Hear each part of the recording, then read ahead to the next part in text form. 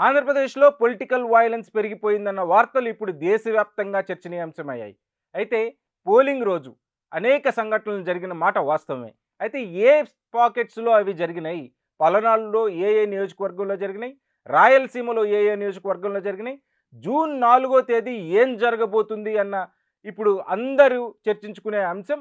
June 4వ తేదీ ఏ party గెలవబోతుంది? ఎక్కడెక్కడ ఎలాంటి గొడవలు జరిగే అవకాశం ఉందనే అందరూ ఇప్పుడు చర్చించుకోబోతున్నారు. అయితే జూన్ 4వ తేదీ నిజంగానే ఇలాంటి సంఘటనలు జరిగే అవకాశం ఉందా? ఎక్కడెక్కడ జాగ్రత్తలు తీసుకోవాల్సిన అవసరం ఉంది? చూద్దాం. నేను చేతన్, మైక్ టీవీ.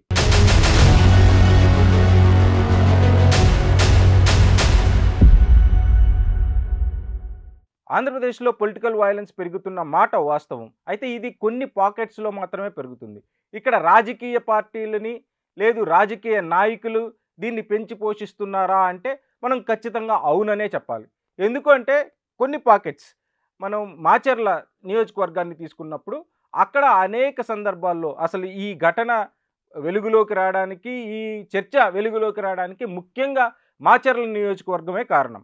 అక్కడ ఎమ్మెల్యేగా ఉన్న రామకృష్ణారెడ్డి ఆ నియోజకవర్గంలో ప్రజలందరినీ తమ గుప్పెట్లో పెట్టుకున్నారు అన్న చర్చ జరుగుతుంది. అక్కడ ఏ పనులు జరగాలన్నా ఆయన గడప తొక్కాల్సిందే అన్న ఒక నానుడి ఉంది.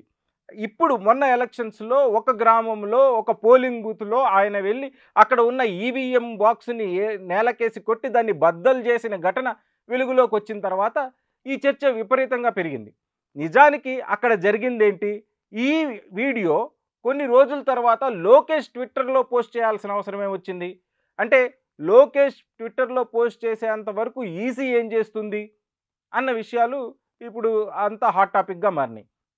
ఒక ఎమ్మెల్యే ఒక పోలింగ్ బూత్‌లోకి వెళ్ళి అక్కడ ఉన్న ఈవీఎంని బద్దలు కొడితే ఈ ఎలక్షన్ కమిషన్ ఆఫ్ ఇండియా ఎటువంటి చర్యలు తీసుకోలేదా?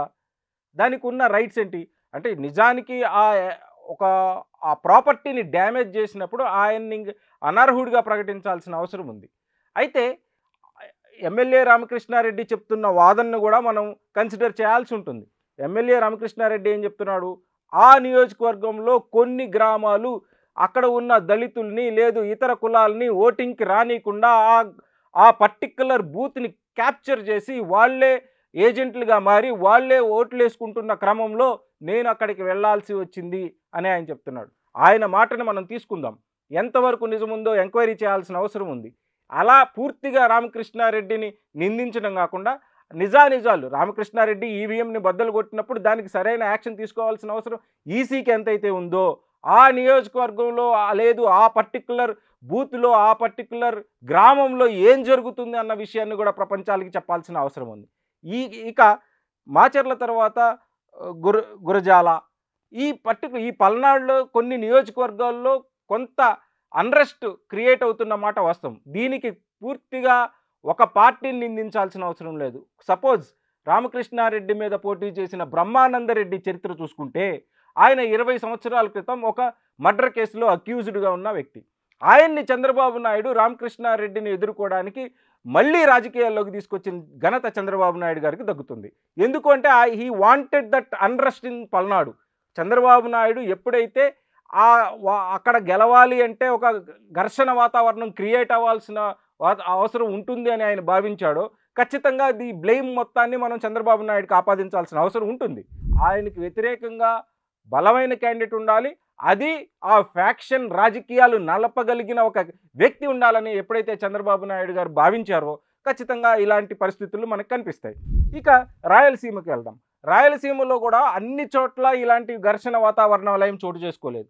కేవలం కొన్ని చోట్ల మాత్రమే ఇలాంటి ఘర్షణ వాతావరణాలు చోటు చేసుకుంది. అది ముఖ్యంగా తాడిపత్రి తీసుకుందాం. కేతిరెడ్డి, జేసీ దివాకర్ రెడ్డి కుటుంబాల మధ్య ఈ ఫ్యాక్షన్ తగాదులు కొన్ని సంవత్సరాలుగా నడుస్తున్న మాట వాస్తవమే. వీళ్ళు ఈ పార్టీ నుంచి ఈ పార్టీకి వెళ్ళినా వీళ్ళు ఈ పార్టీలోంచి ఈ పార్టీకి వచ్చినా ఆ గొడవలు కామన్గానే జరుగుతూ ఉంటాయి. అది వాళ్ళ కుటుంబ కలహాలు. ఈ కుటుంబ కలహాలని ఒక్కొక్కసారి వాళ్ళు కాంగ్రెస్లో ఉంటే వీళ్ళు తెలుగుదేశంలో ఉంటారు. వీళ్ళు కాంగ్రెస్కి వస్తే వీళ్ళు తెలుగుదేశానికి వెళ్తారు.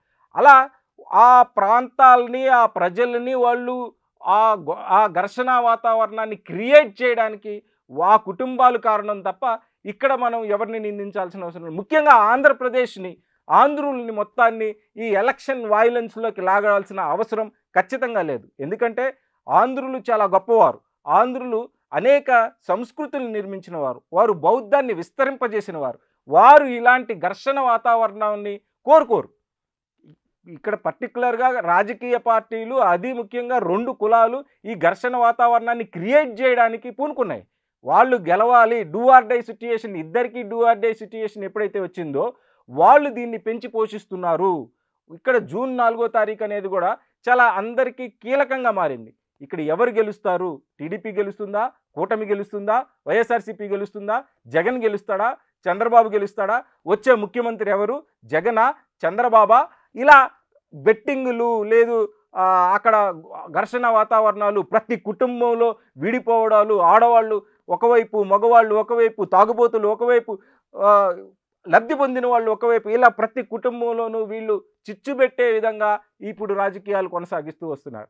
అయితే నిజానికి జూన్ 4వ తేదీ ఎవరు గెలిచినా అక్కడ కొద్దిగా కొన్ని పాకెట్స్‌లో ఖచ్చితంగా ఘర్షణలు జరిగే వాతావరణం మనకు కనిపిస్తుంది.